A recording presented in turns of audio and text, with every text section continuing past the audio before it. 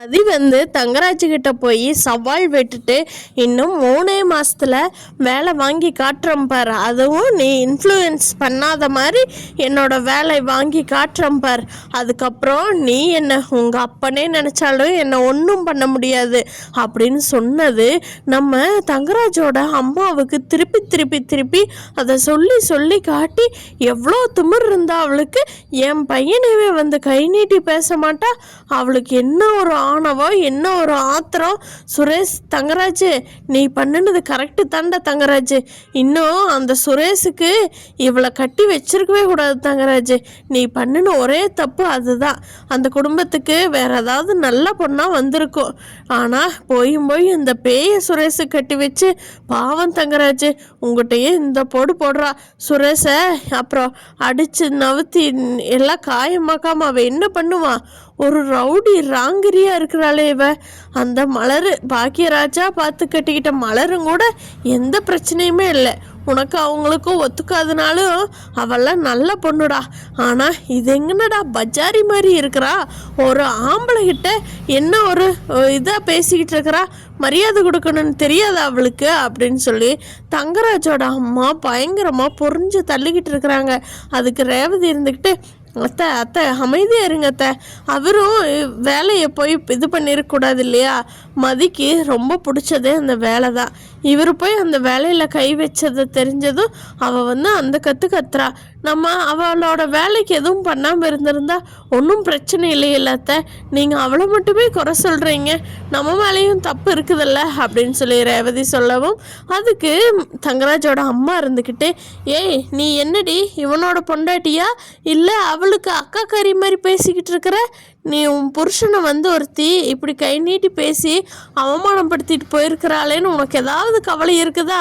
அவளை திட்டாதீங்கன்னு தான் சொல்லிக்கிட்டு இருக்கிற, என்னடி நினச்சிட்டு இருக்கிற, அவன் என்ன உங்க கூட பிறந்த பொறப்பா அப்படின்னு கேட்குறாங்க. அதுக்கு ரேவதி, அப்படி இல்லைங்க அத்தை அப்படிங்கிறாங்க. பின்ன என்ன, அமைதியாக உன்னோட வேலையை மட்டும் பார்த்துக்கிட்டுரு, போய் மத்தியானம் சமையல் பண்ணலைன்னா போய் பண்ணி வை ரேவதி அப்படிங்கிறாங்க. வேகமாக ரேவதி உள்ளே போயிடுறாங்க. கோவம் தங்கராஜ் இருந்துக்கிட்டு, அம்மா நீங்கள் டென்ஷன் ஆகாதீங்கம்மா, விடுங்க பார்த்துக்கலாம், அவள் எந்த வேலைக்கு சேர்ந்து எப்படி போய் சேருவான்னு நானும் பார்த்துக்கிறேன், அவள்லாம் எந்த வேலைக்கும் போக முடியாது, எங்கே போனாலும் இந்த தங்கராஜோட பேச்சை கேட்காத ஆளுங்களே யாரும் கிடையாது, நான் பார்த்துக்கிறேன், இன்னைக்கு சவால் விட்டுட்டு போயிட்டால நான் அவளான்னு நான் பார்த்துக்கிறேன் அப்படின்னு சொல்கிறாங்க. அப்படின்னு சொல்லிட்டு தங்கராஜ் அவசரமாக ஒரு ஃபோன் வரவும் கிளம்பி போயிடுறாங்க. இதையெல்லாம் வீட்டில் மதி வேகமாக வரவும் மலர் போய் கேட்குறாங்க, மதி அங்கே என்ன ஆச்சு அப்படின்னு சொல்லி மழுதி அங்கே நடந்ததையெல்லாம் ஹாலில் வச்சு எல்லாத்துக்கு முன்னாடியே சொல்கிறாங்க. இப்படித்தான் நடந்துச்சு, அவர் என்னோட வேலையை பிடுங்கியிருக்கிறாரு, எனக்கு அது இவ்வளோ நாள் தெரியல, இன்னைக்கு தெரிஞ்சதும் அவரை போய் லெஃப்ட் அண்ட் ரைட் வாங்கிட்டு வந்துட்டேன் அப்படிங்கிறாங்க. அப்போ லக்ஷ்மி ராக என்ன நீ போய் மாப்பிள்ளையா இப்படி பேசுன, அவர் நம்ம வீட்டு மாப்பிள்ளை, உனக்கு ஏதோ அறிவு இருக்கா இல்லையா?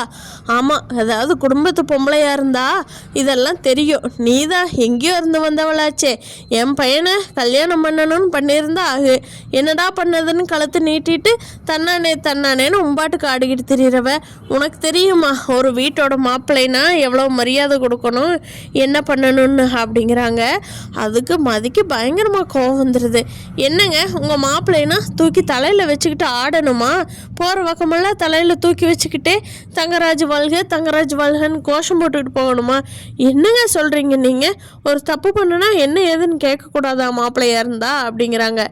ஏய் அவர் எப்பேற்பட்ட ஆள் தெரியுமா, அவர்கிட்ட போய் நீ இப்படி பேசலாமா?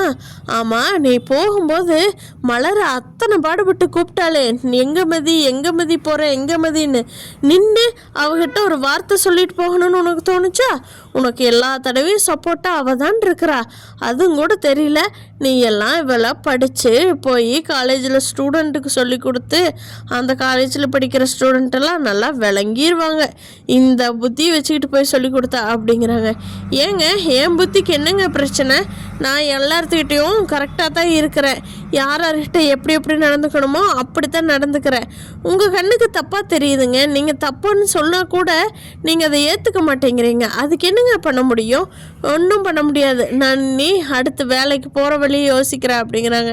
நீ மாப்பிள்ளை ஏற்றுக்கிட்டு அவ்வளோ சீக்கிரமாக வேலைக்கு போக முடியும்னு வேறு நீ யோசிக்கிறியா அப்படின்னு சொல்கிறாங்க லக்ஷ்மி. அதுக்கு நம்ம மதி சொல்கிறாங்க, அது அங்கே போட்ட அதே சவால் தான் உங்கள்கிட்டையும் போடுறேன்.